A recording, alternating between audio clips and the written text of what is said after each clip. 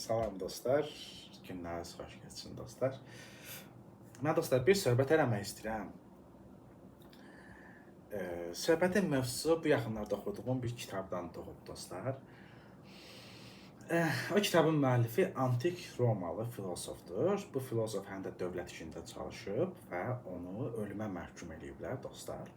O həbsxanada ölümünü gözləyərkən bir kitab yazır, fəlsəfə ilə söhbət edir. Yəni onun nəzərləri önündə fəlsəfə meydana gəlir, bir yaraşıqlı, qəşəng bir xanım formasında və onunla söhbət edir. Və o bu çətin məqamların öhdəsindən mənəvi, intellektual bir qüvvə ilə gəlir. Və o məqamları, o halları bir əsərə, fəlsəfi əsərə çevirir dostlar. Və orada mövzular işlənilir, yəni dünya nemətləri ilə bağlı, ruhi nemətlərlə bağlı, əslində belə deyə bilərik ki, ilahi nemətlərlə bağlı söhbətlər eləyir. Yəni gəlmişkən o kitab barədə danışanlar olublar. Yəqin ki, bizim düşüncə insanlar arasında da danışanlar olublar. Dünya intellektual aləmində isə Alain de Botton danışıb o kitab barədə, hətta bir əsər də yazıb və bir də Borgesin danışdığını görmüşəm. Mənim xatirimdə onlar qalıblar. Bu kitabı oxuduğum dostlar, yaxşı bir kitab idi, yəni ki, məmnun edici idi. Əlbəttə o baxış, belə deyək, daha çox Roma, həm də son Roma, mənə belə gəlir ki, Roma dövrünün sonlarına aid fəlsəfi dünya baxışı idi.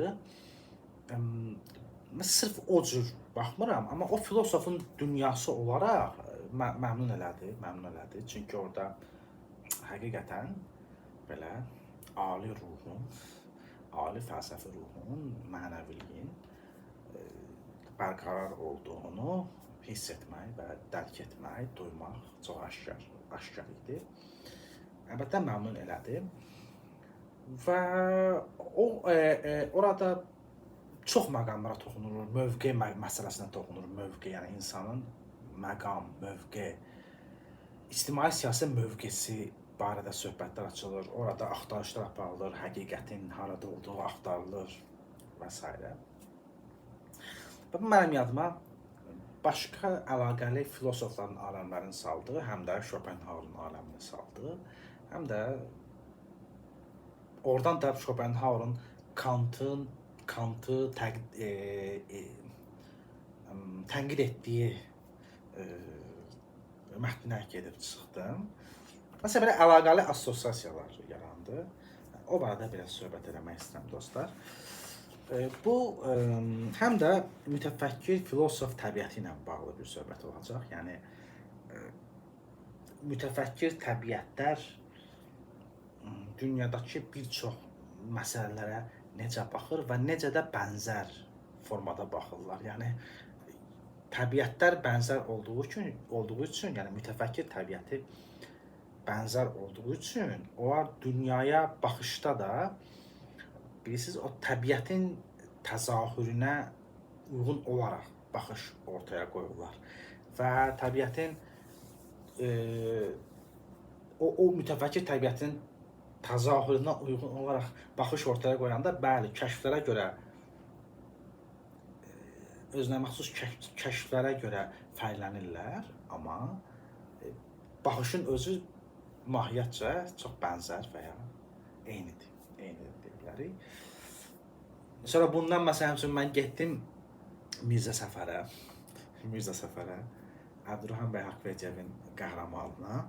Onun da təbiəti əslində mütəfəkkir təbiəti idi, düzdür. Təbiətində mütəfəkkirlik var idi.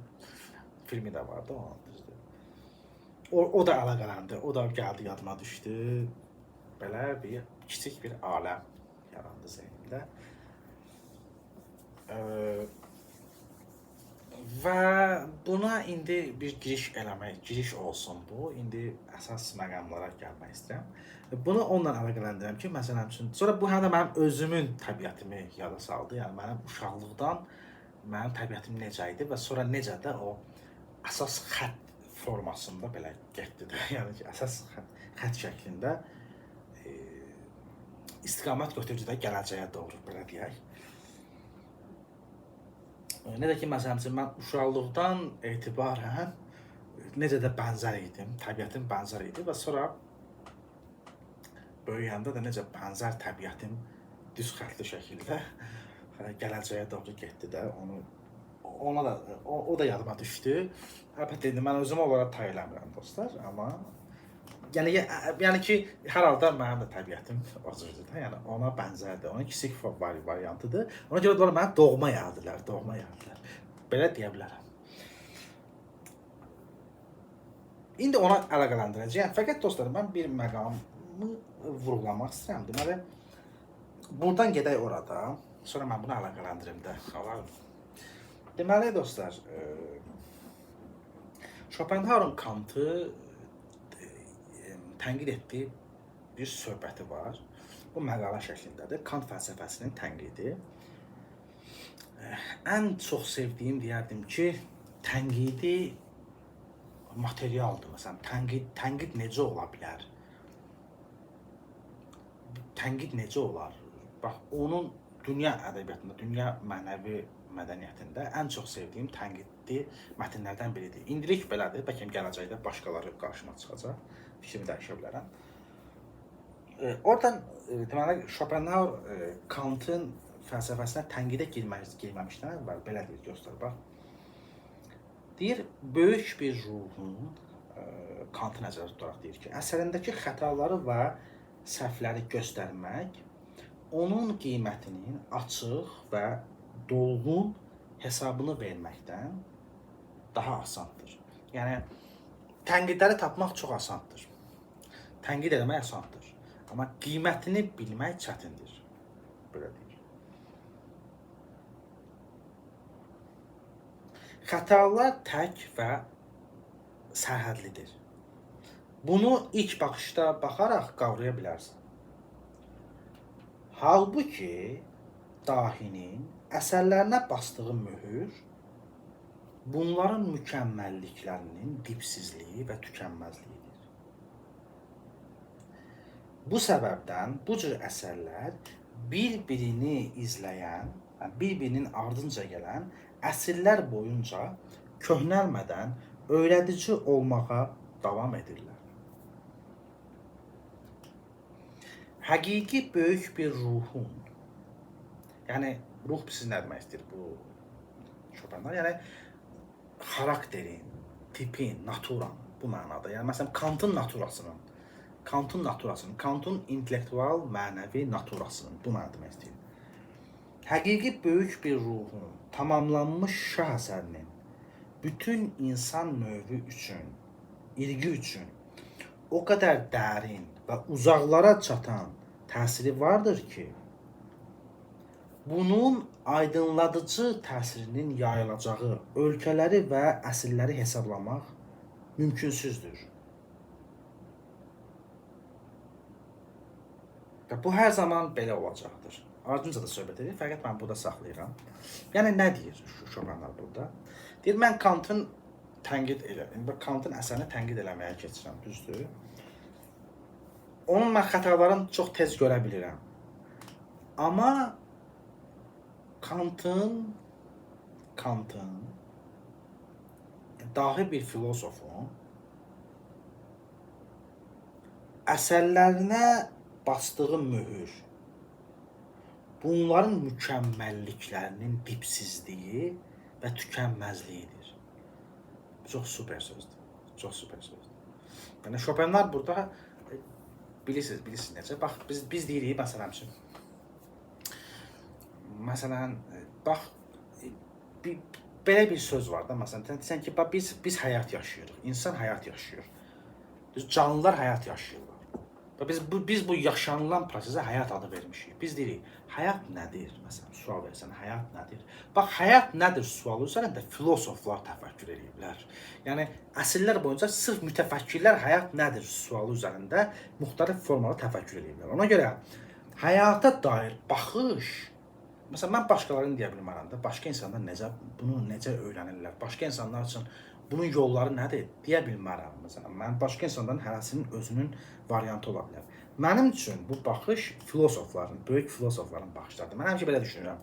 Həyatın nə olduğu haqqında fikirləşirəmsə, birinci kimə üst tutmalıyam? Filosoflara, mütəfəkkirlərə. Çünki onlar bunun üzərində düşünüblər. Bu onların sahəsidir. Onların təbiətinə uyğundur. Onların naturasına, təbiətinə uyğundur. Onların idrak tipinə uyğundur. Onların istedadına uyğundur. Ona görə məsələn, bax, Şopenhauerin buradakı fikirləri mənim üçün bir çıxış nöqtəsidir. Həqiqətdir. Çünki belə də doğrunu deyir. Doğrunu kəşf edib sənə deyir. Əslində bəlkə də bunu biz çoxumuz bilirik. Biraz dərinə getsək, öz daxilimizdəki o necə deyim, Platonvari mi deyim, bilgi xatırlanır da, yəni Platonvari desək, bilgi bizim içimizdə var. Yəni bizim özümüzün dühamız var da. Biz dühaya getsək, bunun həqiqət olduğu üzə çıxacaq. Doğrudan da belədir ya, belə deyəcək yəni. İçimizdə onu kəşf edəcək də. Bax gör nə deyir. Deyək ki, mən Kantın səhvlərini görürəm, amma onun qoyduğu əsas möhür əsərlərinin dipsizliyi və mükəmməlliyidir. Yəni bu bilirsiniz necə bir məqamdır. Bu o qədər möhtəşəm düşüncədir ki, yəni bu müəzzəm düşüncədir. Yəni bir düha sahibi, filosofun və ya sənətkarın əsərlərinin içərisi, yəni onun mətnlərinin içərisinin dipsizdir. Yəni biz bilirsiniz, sən əgər oradan o qədər çox xariqüladəlik çıxarda bilərsən ki, və mükəmməlliklərdir, xariqüladəliklərdir. Yəni bilirsiniz necə? Bax, mən bunu necə deyim? Yəni nəsə sadə şəkildə deyim. Onun örnəyini göstərəcəyəm. Bax, məsələn, mən o günlərə bir də internetdə bir düşüncə gördüm, Platonun düşüncəsi. Yəni, indi mən o düşüncəni deməyəcəm, dostlar, biraz hansı səbəbdən demək istəmirəm. Amma düşüncə belə, o düşüncə altında biz nələr yatır? Yəni ki, o haqqında söhbət eləsən, sən haralara gelib çıxa bilərsən, belə, sən əgər məsələ üçün, yəni, bilirsiniz, əgər sən mütaliən varsa, dünya mənəvi mədəniyyətindən hansı dərəcədə xəbərdarsansa, müəyyən bir təsəvvür yaranıbsa səndə, o düşüncə sənə haralara aparıb çıxarda bilər də. Yəni, Platonun düşüncəsi, yəni, 2000 il əvvəl filosofun düşüncəsi də. Siz bunu nə üçün demək istəyirəm? Yəni, bununla əlaqələndirmək istəyirəm. Yəni, deyirik ki, o cür mütəfəkkirlərin, sənətkarların əsərlərindən basdığı möhür dipsizlik və mükəmməllikdir. Yəni, orada o qədər ləzzətlər var ki, o qədər zövqlər var ki, o qədər o da saadətlər var ki, o qədər zehin işlədən, mənəviyyatı işlədən, o qədər incəliklər var ki, yəni o qədər düşüncə mühitləri var ki orada. Yəni o qədər həyat bilgisi var ki, estetik zövq var ki, dipsizdir. Bax, məsəl üçün, indi bu film çıxdı, Homer Odyssey-dir, düzdür. Məsələn, mən baxmamışam hələ, amma bilirsiniz necə, dostlar, baxmaq olar ona, əyləncə üçün baxmaq olar, hörmət də eləmək olar. İndi o kimi çəkilir, Homerin əsərinə çəkilir də, yəni Homerin əsərlərindəki o üstün ruh, ali ruh, hələ də məsəl üçün, bax, bir yandan o filmlər çəkilir, estetik zövq üçün, əyləncə üçün, həyat bilgisi üçün bir yandan belə çəkilir hələ də Homerin əsərlərini. Digər tərəfdən də kimlərəsə nə qədər maddiyyat qazandırır, düzdür, çörək qazandırır da, belə bir söz var, dostlar. Bunu sevdiyimi demişəm. Belə bir deyim var. Homer yoxsul və kör bir şairdir. Amma gör, əsrlər boyunca nə çox adama çörək qazandırdı. Belə bir söz var, dostlar. Onu da yeri gəlmişkən deyim. Amma mənim ürəyimin Odisseyi film olaraq Armand Assante'nin çəkildiyi filmdir dostlar. Düzdür? O da axtarış verin. Olmalıdır. Odissey. O möhtəşəmdir dostlar. Möhtəşəmdir. Baxmısınızmı ona? Armand Assante'nin çəkildi. O Odissey, yəni mən Odisseyi oxuyanda dostlar, Odisseyi oxuyanda onu Armand Assante kimi təsəvvür eləmişdim. Konkret, yəni o cür təsəvvür eləmişdim ki, Odissey bu cür ola bilər. Filmi görəndə uşaqlıqdan görmüşük, çoxdanın filmidir. Mən dəfələrlə baxmışam ona, yenə də baxmağı sevirəm. Çox gözəl filmdir. Serialdır. Bax o Homerdir. O orada bax Homerin ruhu var. Orada bax həmin o ədəbi ruh verilib, möhtəşəm verilib. Aktyorun özü də burun quruluşu, saçları, üzünün cizgiləri, bədən quruluşu Odisseydir də. Yəni konkret mənim Odisseyi belə təsəvvür eləmişdim. Çox qəşəng seçilib. Ümumiyyətlə o film möhtəşəmdir. Mənim ürəyimin Odisseyi film olaraq odur. Amma əlbəttə yenilərə də baxmaq olar. Üstəlik yenilərdə axı biraz başqa cür, sizə uyğunsuz şeylər eləyiblər. Amma o Odissey, Armand Assante'nin çəkildiyi Odissey, o yəni konkret sənət əsəridir. Yəni konkret sənət əsəridir. Yəni qəşəng. Bir film nə qədər qəşəng çəkilərsə, o qədər qəşəng çəkilir məncə. Əsərə də hörmət edilərək, sayğı duyularaq çəkilir də. Bax, yəni mən onunla əlaqələndirəm ki, yəni o nəyə görə Homerin əsəri hələ də həyəcan verə bilər, həyat bilgisi verə bilər, bilgəlik verə bilər buna görə. Yəni elə sənətkarların, filosofların əsərlərinin dipsizliyi və mükəmməllikləri var. Mükəmməlliklərinin dipsizliyi və tükənməzliyidir. Bax, bu mənim nəyə yadıma saldı dostlar? Həmən o indi bu yaxınlarda oxuduğum fəlsəfi kitabdan da əlaqələndirdim. O kitab da məsələn üçün artıq şah əsər olaraq özünü isbatlamış bir kitabdır. Bir Romalı filosofun yazdığı kitabdır. Orada da belə dipsiz mükəmməlliklər var. Mükəmməlliklərin dipsizliyi var, tükənməzliyi var. Yəni ki, çox dolğun şəkildə mənə təsir göstərdi. Düzdür, o biraz ilahilik, ilahiyyatçı baxışı ilə harmanlamışdı fəlsəfi baxışını. Çünki o dövrdə bilirsiniz necə dostlar, filosoflar dinin hökmranlığı yüksək idi. Ona görə dinin hökmranlığının yüksək olduğu, şiddətli olduğu bir vaxtda dinə qarşı çıxmaq təhlükəlidir. Ona görə onlar fəlsəfəni qorumaq üçün onu din kisvəsinə müəyyən qədər bürüyürdülər və yaxud möminliyin bilirsiniz, möminlikdə ali cəhətlər taparaq, hiss edərək fəlsəfəni onunla qoruyurdular və fəlsəfə ilə onu harmoniya qaynaq qarışdırırdılar, harmonik şəkildə qoruyurdular da. Aydın məsələdir. Amma yeni dövrün fəlsəfəsi artıq dindən, təsirindən çıxmış məsələdir. Şəxsən məsələn mən dünyaya dini nöqteyi nəzərdən başqa cür nöqteyi nəzərdən baxıram. Dini baxışlara hörmət edə bilərəm. Dinin yaxşı təsirlərini əlbəttə təqdir eləmək olar. İndi belə biraz yaşıxana kimi çıxmasın. Amma mən dünyaya dini nöqteyi nəzərdən baxıram. Sənətkar, filosof nöqteyi nəzərdən baxıram. Sizdən bu haqda danışmışıq da. Yəni məsələn üçün başqa bilirsiniz necə? Sırf fəlsəfi nöqteyi nəzərdən baxıram. Bunu nə ilə əlaqələndirmək istəyirəm? Bir filosofun sözü var. Deyir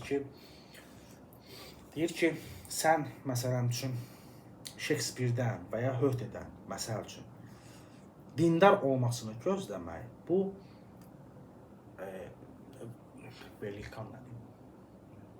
nəhəngin ayaqlarına cırtdanın ayaqqabılarını, çəkmələrini geydirməyə bənzəyir.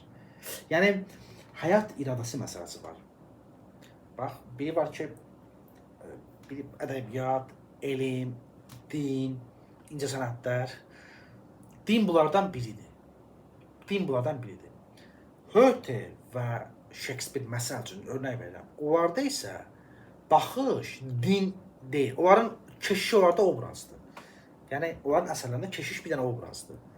Onların əsərlərində həyat iradəsinin təzahürü var. Mən tuta bildiniz nə demək istəyirəm. Yəni, belə insanlardan dindar olmalarını gözləmək Yəni sırf xalis filosoflar, mütəfəkkirlərdən və sənətkarlardan lap belə indi o gedişata uyğun olaraq deyək, sənətkar, xalis sənətkarlar gəlir, yazıçılardan deyək. Sırf dindar olmalarını gözləmək ki, o dindar olmalıdır. Və ya əsərlərini dini baxışla yazmalıdır. Gözləmək. Bu nəhəngin ayağına cırtdanın ayaqqabısını geyindirməyə bənzəyir. Yəni ki, o onu sıxmaz. Çünki həyat iradəsi məsələsi var. Yəni dünyadakı mədəniyyətlərdə din də var, incəsənətlər də var, fəlsəfələr də var, ədəbiyyatlar da var və s. Bu çoxluğun içərisində din bir bölümdür. Yəni o belə demək istəyirəm. Yəni Hötenin içindən peyğəmbər də var. Peyğəmbər də hiss edə bilir. Bir o qədər də o çox belə deyək, mömini də hiss edə bilər. Dərin möminliyi də hiss edə bilər.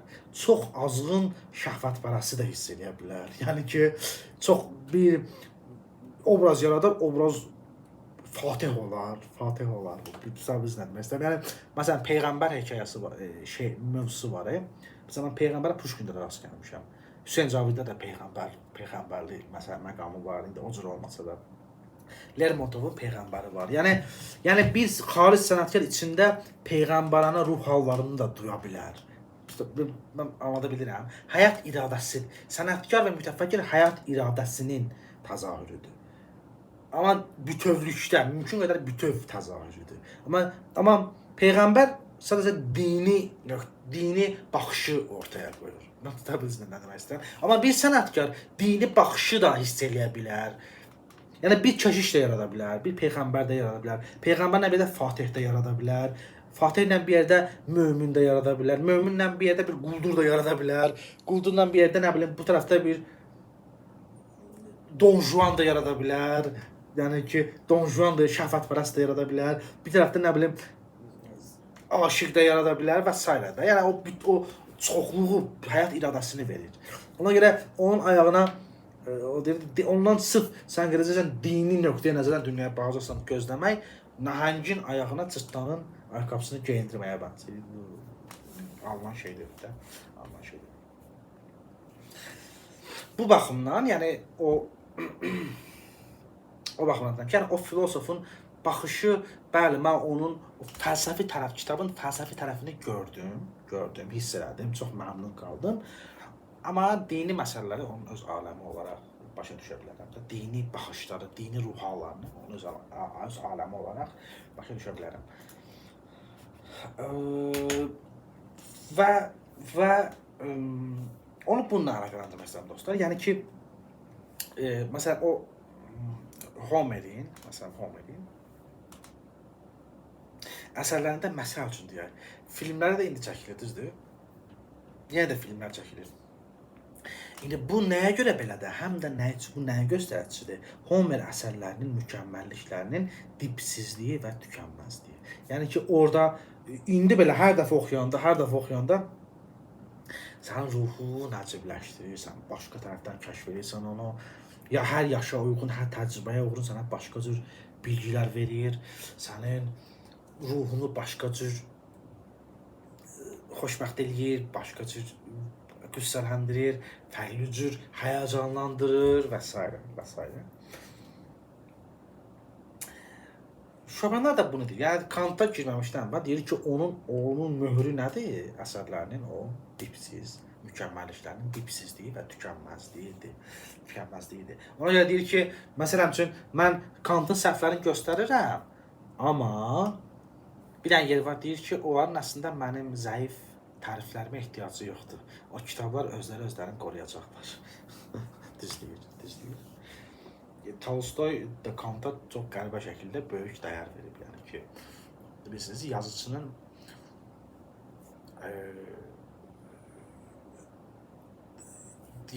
yaxşı yazıçıların hansısa filosofa dəyər verməsi bu çox incə bir məqamdır dostlar. Çox fəxarət verici məqamdır. Çünki sənətkar,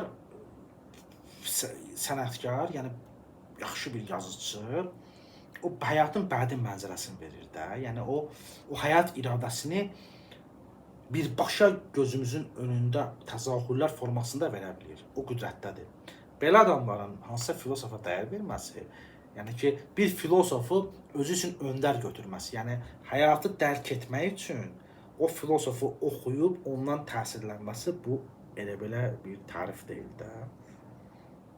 İncə mənada, çox incə mənada. Yəni həyat iradəsinin təsviri ilə məşğul olan bir şəxs bir filosofa dəyər verir. Yəni bu həyat iradəsini dərk etməyində ondan kömək alır, ona güvənir, onu təqdir eləyir. Bu elə belə şey deyil də. Elə bu çox ciddi tarifdir, yəni ciddi ucaltmadır. Deyəməz Tolstoy Kanta böyük dəyər verir. Böyük dəyər verir. Mən özüm birbaşa mətnlərində görmüşəm. Yəni nə? Bax, nə? Bax, mükəmməlliklərin dipsizliyi və tükənməzliyi nədir? Çox danışmaq var bu barədə. Mənim qüvvələrimi aşan hətta bir mövzudur. Amma o mükəmməlliklər nələrdir? Orada üslub var, dil var, dərk etmələr var, mədəniyyəti dərk etmək var, insan şuurunun sənədlərini dərk etmək var.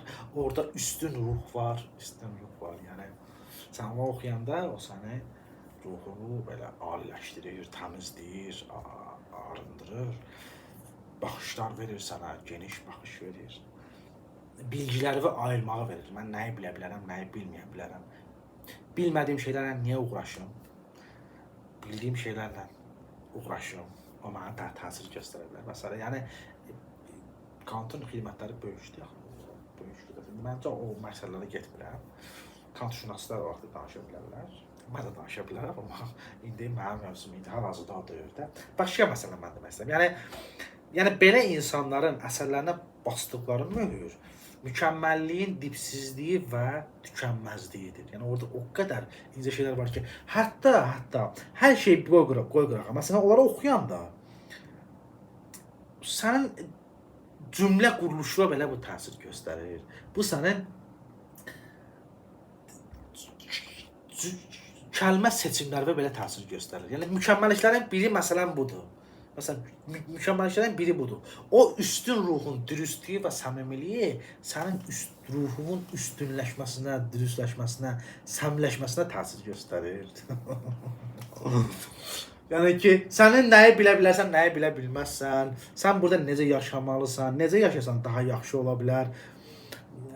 Nə bilim, nə lazımsızdır sən üçün, nə lazımlıdır. Yəni o qədər orada mükəmməllik var ki, yəni ki, sənə təsir göstərmələri o qədər belə dərindən ki, yəni sən elə bil ki, necə deyim, belə bir sən insanlara rast gəlirsən, insana rast gəlirsən. İnsana rast gəlirsən ki, bana şükür olsun, mən belə insana rast gəlmişəm. Bax, oxuyursan, insanla söhbət, diyaloqa girirsən, insana qulaq asırsan. Bir mükəmməllik məsələn budur. Məndən ki, şükür olsun, bir dənə insana rast gəldim.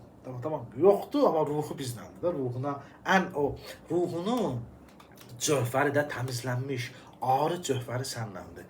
Şükür, bir dənə insana rast gəldim, axır ki, rast gəldim. Bu bir mükəmməllik. Başqa tərəfdən üslub mükəmməllikləri ilə orada o əsaslandırmalar var da. Filosof nədir? Əsaslandır. Əqilli şəkildə baxışlarını əsaslandıran, bir məqamı əsaslandıran, təməl verən sənə, düşüncə üçün mövzu verir və s. Zövq, sonra sən belə bir, bizə necə, bunun başqa tərəfləri də var, sən zəfər hissin var, zəfər hissin. Sakit, intellektual, ruhi bir zəfər hissin var. Yəni, sən məsələn Kantı dərk etdikcə, bax, mən Kantı dərk edirəm, onun öhdəsindən gəlirəm, mənə qədər zəfər qazansan, Heç kim bilmədiyi, heç kimin görmədiyi, heç kimin hiss etmədiyi hətta və ya çox nadirən kimlərinsə hiss etdiyi bir zəfər, özün üçün bir zəfər yaşayırsan da, yəni. Mücadilə aparsan və mücadilənin öhdəsindən gəlsən, mücadilə aparsan və mücadilənin öhdəsindən gəlsən. Belə bir yaşantılar da var, dostlar.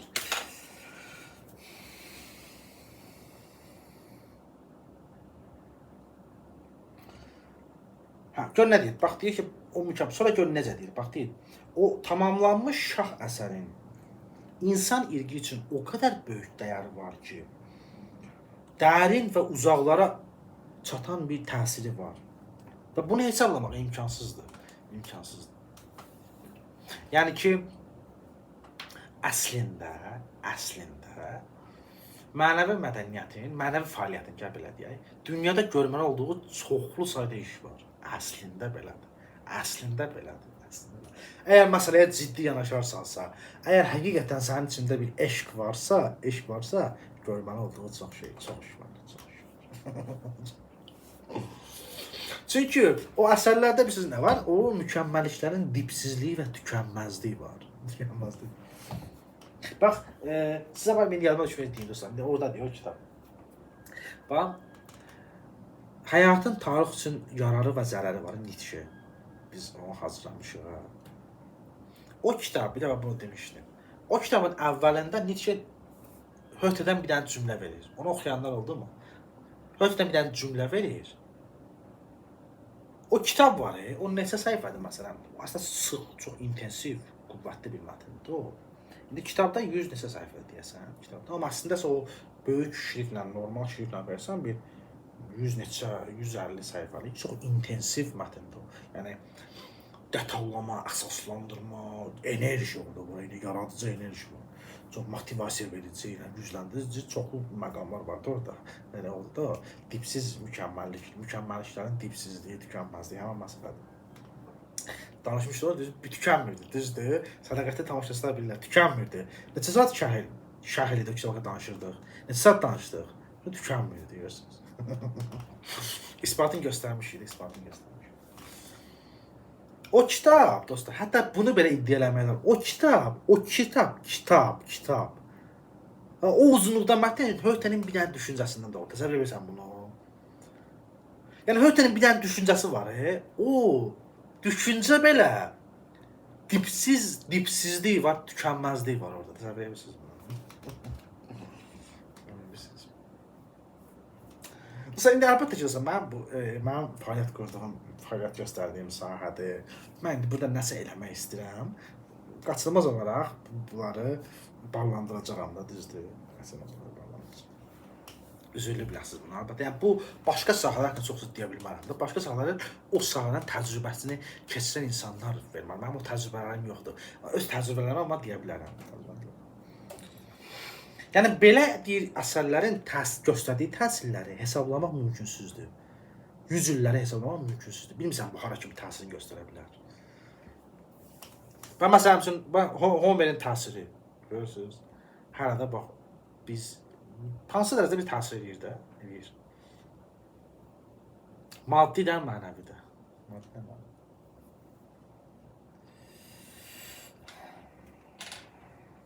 Üstəlik, axı bu dünyada nə var? Dünyadakı dəyərlərin içində nələr var? Şücaət var, bilgəlik var, məsəl üçün.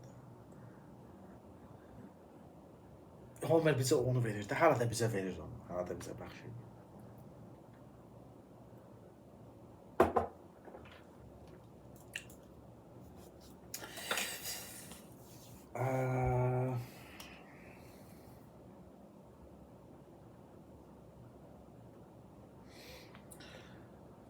Bu məqamı nəylə əlaqələndirim dostum? Bu məqamı nəylə əlaqələndirir dostlar? Bu məqamı əlaqələndirək, bax, mənim oxuduğum fəlsəfi kitabla, ki, orada o söhbətdə edirdi. Ki, o da məsələn, orada nə qədər belə mükəmməlliklərin dipsizliyi və tükənməzliyi var idi. Və mənə, bəli, əslində təsir göstərmədən ziyadə, mən elə bir ki, yoldaş tapdım da. Yəni ki, öz baxışlarımın, öz təbiətimin, hiss etdiklərimin, duyduqlarımın əsaslarından birini tapdım. O filosofun baxışlarında da. Başa düşdüm ki, bəli də, yəni ki, mənim təbiətim elə həmişə bu cür olub. Yəni, mənim təbiətim mütəfəkkir təbiət olub. Yəni, o belədir də, belədir. Əks halda mən bunları necə hiss edə bilərəm, bu dərindən, doğma hesab edə bilərəm, mümkünsüzdür. Balıqçı balıqçını uzaqdan tanıyır, Rus atalar sözü var. Sonra başqa nə deyirlər? Bəli, sözlər çox deyir. Balıqçı, bir dənə bunu bilirəm. Balıqçı balıqçını uzaqdan tanıyır. Yəni ki, mən də onları görən kimi tanıyıram. Onu da o kitabı da oxuyanda tanıdım da, onu hiss elədim. O qardaşımı hiss elədim də. Romalı filosofun timsalında öz qardaşımı, ruhi qardaşımı hiss elədim. Böyük qardaşım. Üstəlik onun həm də nəyin göstəricisi dostlar, bilirsiniz necə? Fəlsəfə nədir? Yəni fəlsəfə çox şeydir. Həm də ruhi qüdrətdir. Yəni sən dünyaya oturuşunu, baxışını, iradəvi, fəlsəfi sənətlə göstərə bilirsən. Yəni ki, onu o cəhddir də, o qəhrəmanə bir cəhddir. Kiçik də olsa, mənəvi qəhrəmanə bir cəhddir. Yəni o kitab həm də o elə yazılır. Məsələn, bir filosofu ölümə məhkum, bu ölümün gözləyir. Haqsız yerə ölümə məhkum edirlər. Bunun ötəsindən fəlsəfə ilə gəlir. Fəlsəfə ilə gəlir. Üstəlik bunu nəyə çevirir? Yəni bunu mənəvi, intellektual zövqə, bilgəliyə, şücaata çevirir. Ali, üstün dəyərə çevirir. Fəlsəfə ilə gəlir. Ölümdən dəhşətli nə var? Yəni ki, ölümə məhkumsa ölümü gözləyirsən. Nə var bundan daha dəhşətli nə ola bilər? Çox az şey, düzdür? Bunun ötəsindən fəlsəfə ilə gəlir. Fəlsəfə bir gözəl bir qadın kimi ona görünür. Ondan söhbət edir. Sevgi yaşayır da, sevgi yaşayır. Orada aslında ömrünün son vaxtlarında bir sevgi yaşayır. Platonik sevgi yaşayır. Dostlar, belə. İndi bunu nə əlaqə edəcəyəm? Bax. Deyir ki, bax bunu bildi, dipsiz mükəmməlliklər məsələsini bildi. İndi gəlin bunu Schopenhauer deyir. Düz dostlar, bax. Schopenhauer dedi bunu.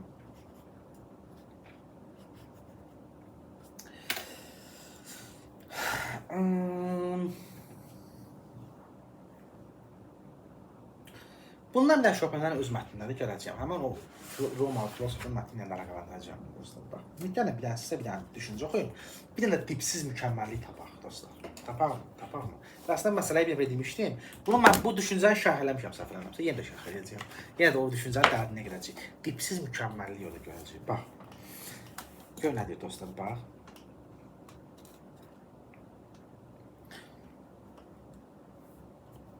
Zəkası olmayan kəs heç bir zəkanı görə bilməz və istənilən qiymətləndirmə dəyərləndirənin idraki üfüqü ilə dəyərləndirilənin maliyyətinin bəhrəsidir. Gəlin bu düşüncəni biraz açaq dostlar. Bax,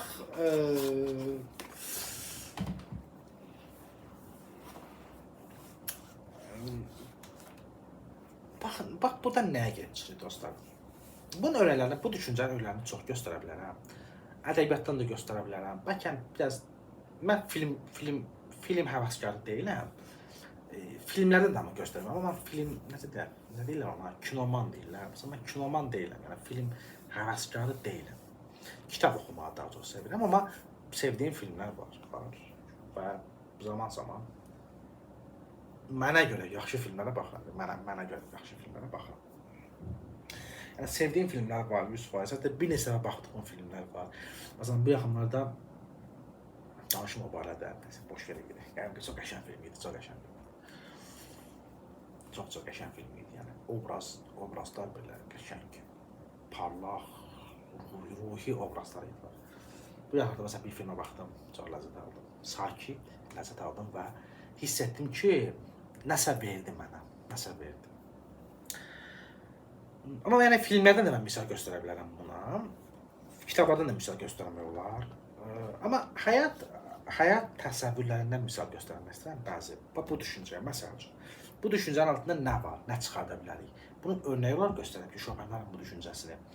O nəyi demək istəyir? Yəni möhür, yəni bu cür mütəfəkkirlərin, sənətkarların əsərlərinə başladıqları möhür mükəmməlliklərinin, daşıdığı mükəmməlliklərin dipsizliyi və tükənməzliyidir.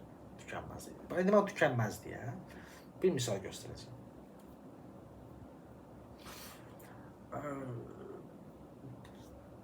Yaxşı, bu necə necə mühitlər üçündür? Yaxşı, bu söhbətlər necə mühitlər üçündür? Bu mühitlər sevgi, düşüncə və sənət mühitləri üçündür dostlar. O mühitlərdə xalis bilgi hökm sürür. Ola bilər ki, nə zamansa, bəlkə mənim arzuladığım tərzdə hardasa belə mühitlər tapa bilərəm. Bəlkə də tapa bilərəm. Amma o mühitlərə bənzər mühitləri dostlar belə deyim, mən xəyali olaraq, amma birinci xəyal olur, sonra reallaşa da bilər nə zamansa. Əvvəl ideya olur, sonra ideya gerçəkləşib bilər də əslində. Kitablarımda vermişəm dostlar, vermişəm. Buna bənzər bir aləm qurmuşam kitablarımda, özümə uyğun şəkildə də. Və bu söhbət məsələn onunla əlaqəlidir də həm də. Onunla əlaqəlidir. Necə? Bax, məsələn məndə dostlar uşaqlıqdan etibarən, bax indi gəl uşaqlığımdan biraz, uşaqlıqdan yəni təbiətimdə necə olub? Məsələn məndə kimlərisə maddiyyat və mövqe ilə əzmək yox. O türk sözü var da, üstünlük, türk sözü var, taslanmaq sözü. Mən də onu necə deyim? Taslanmaq məsələn necə gedir? Üstünlük taslamaq. Buna nə deyirlər? Azərbaycanca bunu necə deyim mən? Kiminsə üzərində üstünlükmü qurmağımı deyim, ya təsdiqləməmi deyim, özümü təsdiqləməmi deyim. Belə bir duyğu heç vaxt olmayıb. Arzu da olmayıb. Yoxdur. Məndə belə bir arzu olmayıb. Məsələn üçün, mənim maddiyyatım olacaq, mövqəm olacaq, mən kimisə əzəcəyəm, üstünlüyü quracağım özəndə. Belə bir duyğum olmayıb. Yoxdur. Məsələn, uşaqlığımda heç belə duyğu olmayıb. Öz üzərimdə də belə bir şey heç vaxt sevməmişəm. Əslində mənim sonradan kəşf elədiyim duyğu nə idi? Mən məsələn üçün nəyi sevirəm? Hörməti, çox istəməyi, dostluğu, anlayışı, azadə diyaloqu, sevgini, azadə şəkildə başqasına təslim olmağı, azadə şəkildə təslim olmağı, sevə-sevə təslim olmağı, yəni zoraki olaraq yox, sevə-sevə təslim olmağı,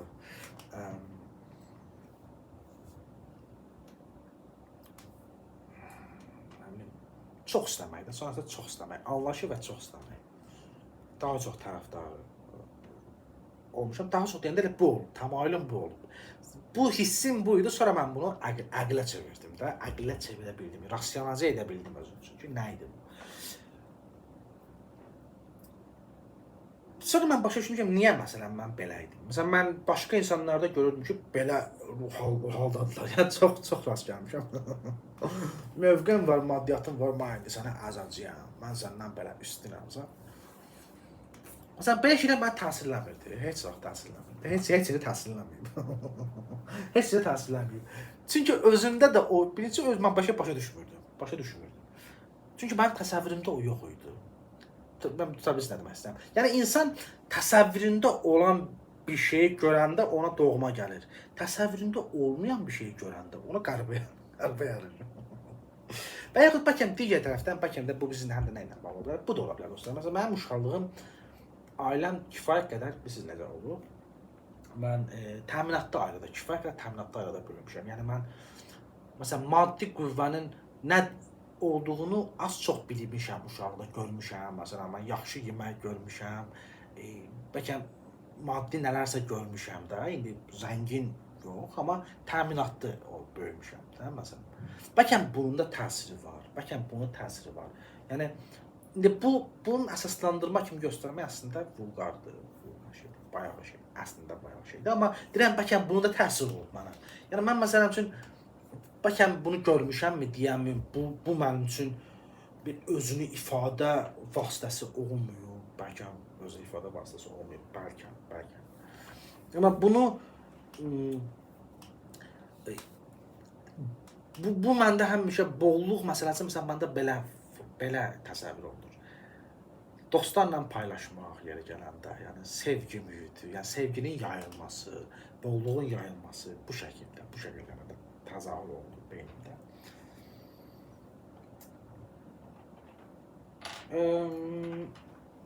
Amma uşaqlıqda o duyğu yox idi məndə, heç vaxt olmur. Məsələn, mənim mövqəm olacaq, mən üstün hala gələcəm. Olmuyor. Sonra mən başa düşdüm ki, nə üçün məndə məsələn bu duyğu yoxdur. Sonra başa düşdüm ki, mən insanlara mahiyyətə baxıram. Mahiyyətə baxıram. İnstinktiv olaraq belə baxırdım. Uşaqlıqdan belə idim. Sonra mən bunu rasionalizə elədim və gördüm ki, yeddəndirməmiş ki, mənim təbiətim mütəfəkkir təbiəti imiş. Yəni filosof təbiəti imiş. Buna görə mən belə baxırmışam. Stabiliz nə demək istəyirəm. Dolayısıyla Schopenhauer'ın o sözü tam şəkildə mən təsdiqlənir də. Filosofluq və şairlik anadan gəlmədi. Anadan gəlmədi. Yəni ədəbiyyatçılıq və mütəfəkkirlik anadan gəlmədi. Bu sonradan qazanılan bir şey deyil. Değildir. Xalis olaraq deyildir. Mükəmməlləşdirirsən bunu. Bunu yaxşılaşdırırsan. Bunu rasionalizə edirsən. İstiqamətlər götürürsən. Filan istiqamətdə davam edirsən və s. Bunu kəşf edirsən. Kəşf edirsən. Buna görə beləymiş. Ona görə məsələn məndə heç vaxt belə bir təsəvvür olmadı ki, tamam, mənim maddi mövqum olacaq. Mənim maddi imkanım çox olacaq və kimlərisə bununla əzəcəyəm, üstünlük taslayacağam, türk qardaşlarımızın kimi dediyi kimsə, üstünlük taslayacağam bundan. Elə bir duyğum olmadı. Amma maddiyyatın da xalqa, insanlara alicənabcasına xidmət edən mövqenin də dəyərini başa düşdüm və bildim. Yəni uşaqlıqda da bilirdim, sonradan da bildim dəqiq şəkildə. Yəni maddiyyatın da böyük dəyər olduğunu bildim. Mövqenin də bir dövlət içərisində, cəmiyyət içərisində dəyəri olduğunu bildim. Amma bunun dəyərinin üstünlük taslamaq olduğu ilə əlaqəsini görmədim. Məncə yoxdur. Yəni bir əzməmi ya zülm etmə ilə əlaqəsini yoxdur. Mənə görə olmaz. Heç vaxt bunu təsəvvür eləmədim. Mən məsələn düşünürdüm ki, maddiyyatın bolluğu insanın həyatının rahatlığı üçün və cəmiyyətin həyatının rahatlığı üçündür. Cəmiyyətin zəngin olması çox yaxşıdır. İnsanlar ac qalmazlar, insanlar sabaha ümid bəsləyərlər, insanlar övladlarını yaxşı yetişdirərlər. Bunu düşündüm. Bu mənim üçün aydın təsəvvürüdür. Mövqenin olması sən xalqa öz qabiliyyətlərinə uyğun olaraq bir mövqeyə seçilmirsən ki, insanlara xidmət edəsən və insanlara yaxşı xidmət edirsənsə, cəmiyyət yaxşılaşır, aliləşir, rahatlaşır, daha qəşəng bir cəmiyyət olur. Sən özün də bunun müqabilində yaxşı bir maddiyyat əldə edirsən və özün də yaxşı bir həyat yaşayırsan. Yəni bu təsəvvür var idi məndə. Amma maddiyyatın var, mövqen var.